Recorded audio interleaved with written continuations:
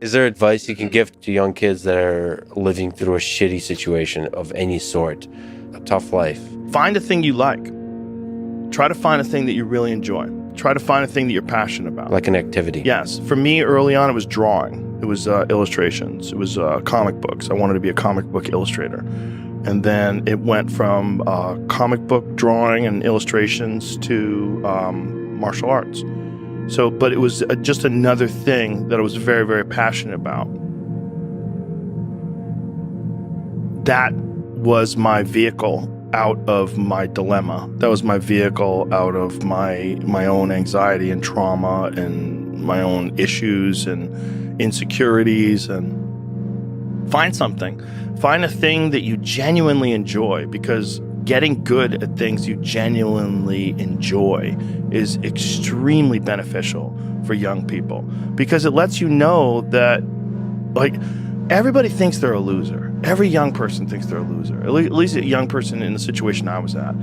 I didn't know I wasn't a loser until I started winning, until I started doing martial arts. Martial arts taught me that, like, I could get better at stuff, that I wasn't really a loser. I just was someone who was, like, in a fucked up situation.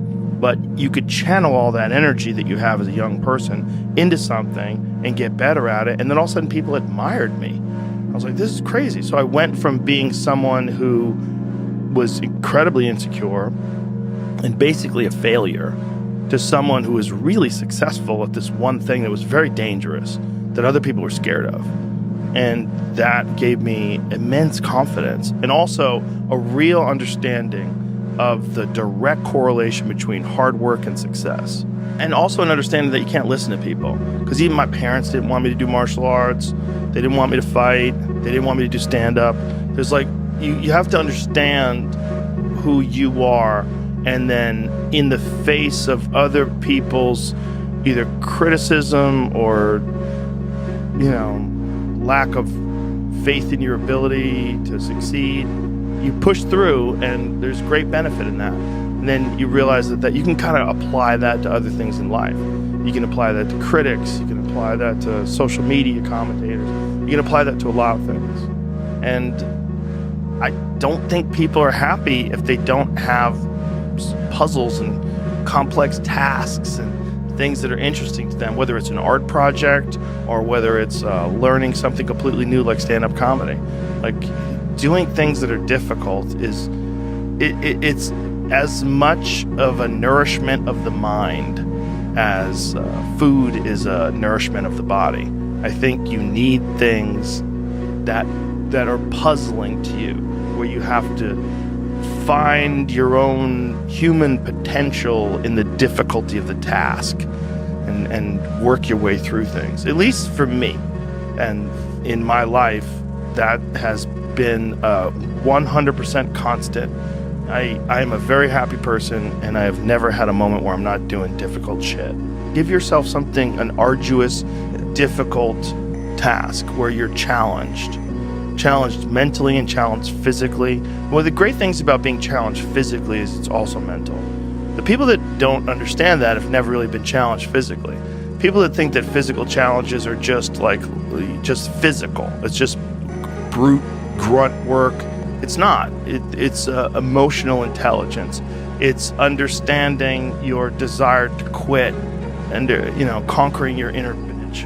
All that stuff is mental. It's playing out inside your head, and there's a mental strength that you acquire from that you can apply to intellectual pursuits. And the people that don't think that are the people that haven't attempted them. And there's an arrogance to people that only pursue intellectual exercises, only pursue intellectual things, and don't pursue anything physical. That the physical stuff is base, it's grunt work, it's primal, it's not necessary. I don't think that's accurate. For most people, I think you can really benefit from physical struggle, and you benefit from it in a mental way. And I think that is overlooked. That's unfortunately overlooked by academics and intellectuals.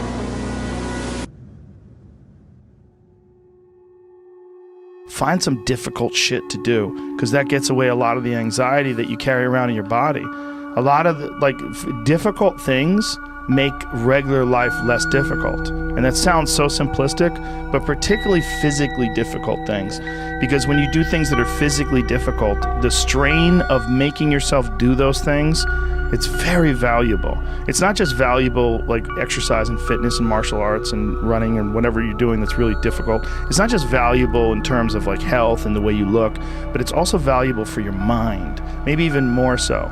Because regular life can be confusing, and little things that go wrong and little problems that arise are exacerbated by the fact that you're not accustomed to dealing with hardship.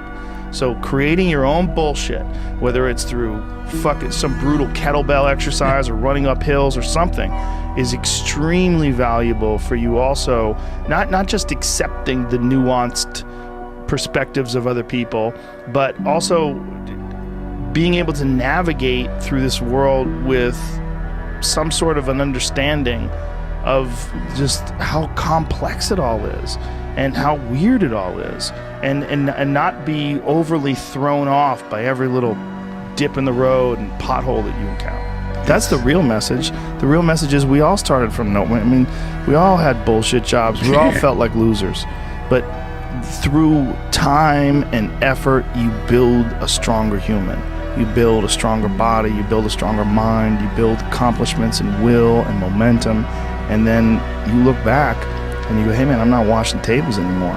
You know, I'm not washing dishes. I'm not cutting lawns. I'm not digging ditches. Yeah. You know, I'm a different person now, but I used to be. And these desire not to be there, but not to stay in it. That's what.